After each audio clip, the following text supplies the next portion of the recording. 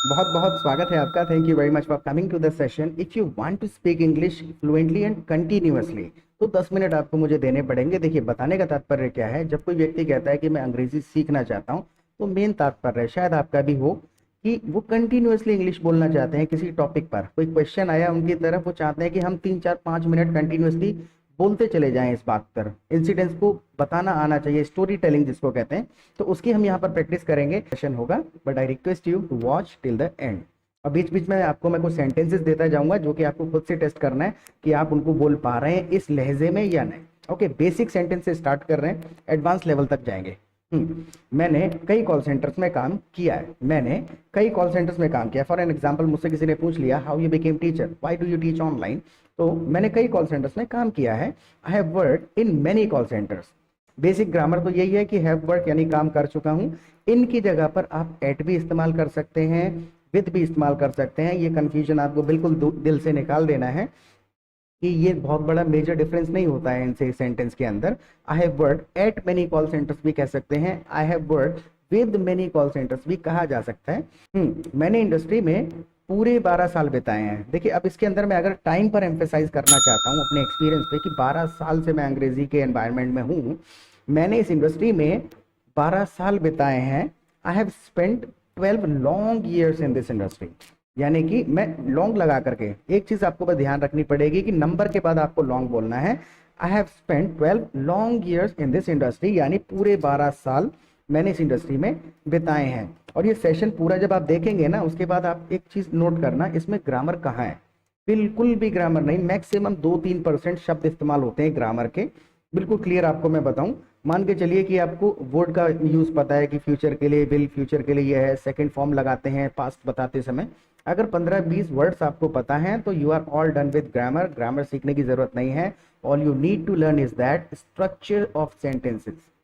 Sentences का structure आपको सीखना है कि कहाँ से शुरू करा जाएगा, कहाँ खत्म करा जाएगा किसी स्पेसिफिक भाव को प्रकट करने के लिए।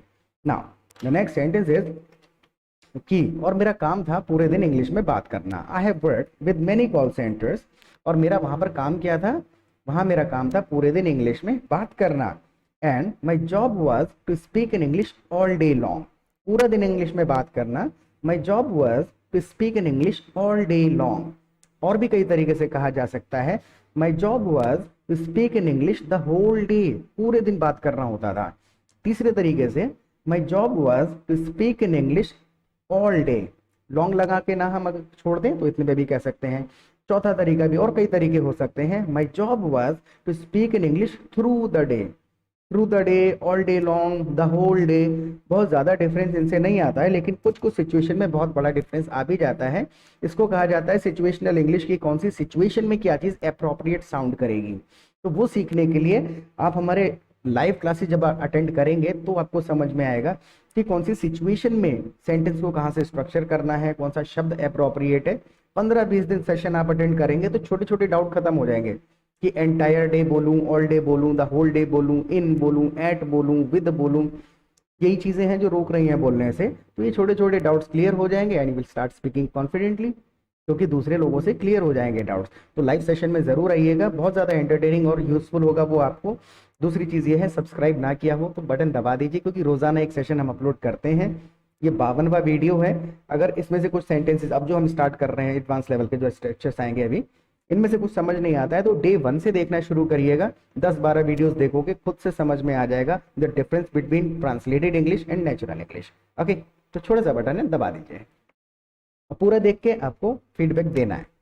हाँ, कभी कभी मुंह से निकली हुई बात सच हो जाती है, कभी कभी मुंह से निकली हुई बात सच हो जाती है, समटाइम्स।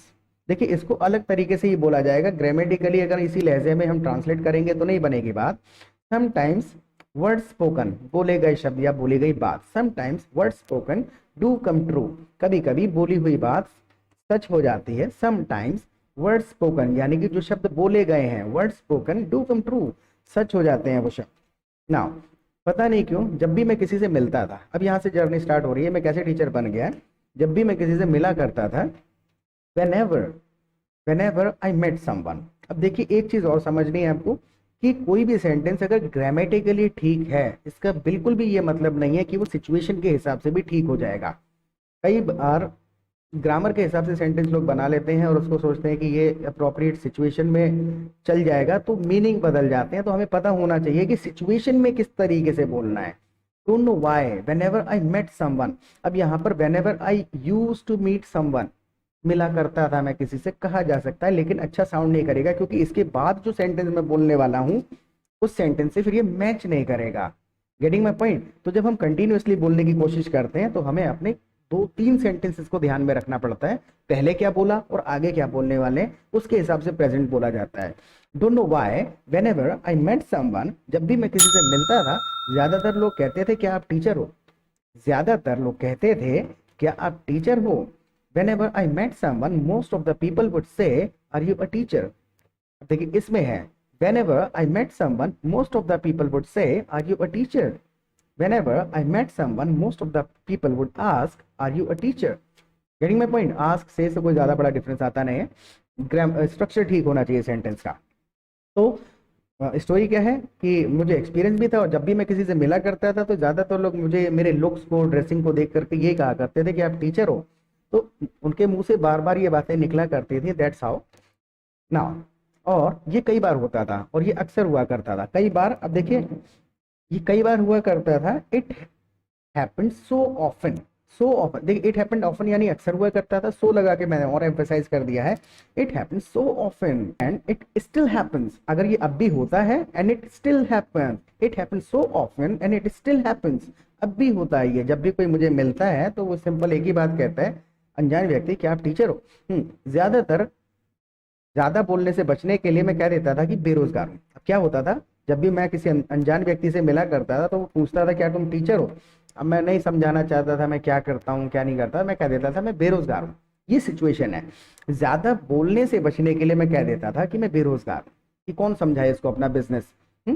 ज्यादा बोलने से बचने के लिए मैं कह देता था कि मैं बेरोजगार हूँ। अब यहाँ पे कई तरीके से कह सकते हैं हम। Not willing to speak too much, यानी इच्छा मन, उस वक्त क्या कंडीशन होती थी, मन नहीं करता था कि ज्यादा बोलूं।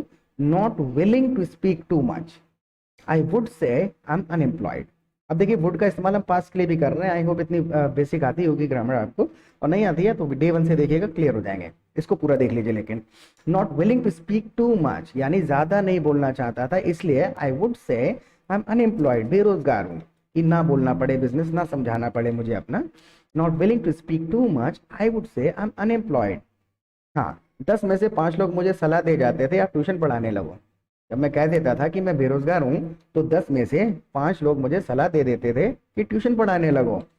5 out of 10 people would suggest me, 5 out of 10 यानी 5 10 में से 5 out of 10 people would suggest me that you start giving tuition, tuition पढ़ाने लगो। 2 बार रिपीट करेंगे, कुछ इसमें समझाने लायक तो है नहीं, रिपीट करेंगे, स्ट्रक्चर याद हो जाएगा आपको। 5 out of 10 people would suggest me that you start giving tuition, tuition पढ़ाने लगो। तो मैंने सोचा जब लोग ज्यादा ही कह रहे हैं तो क्यों ना ट्राई किया जाए। तो बार बार कहते थे टीचर हो, ट्यूशन पढ़ाने लगो, तो मैंने सोचा जब ज्यादा ही लोग कह रहे हैं तो क्यों ना ट्राई किया जाए। इस सेंटेंस में 2-3 स्ट्रक्चर्स यूज करेंगे हम। सो आई थॉट, तो मैंने सोचा। सो आई डिसाइडेड, मैंने डिसाइड किया।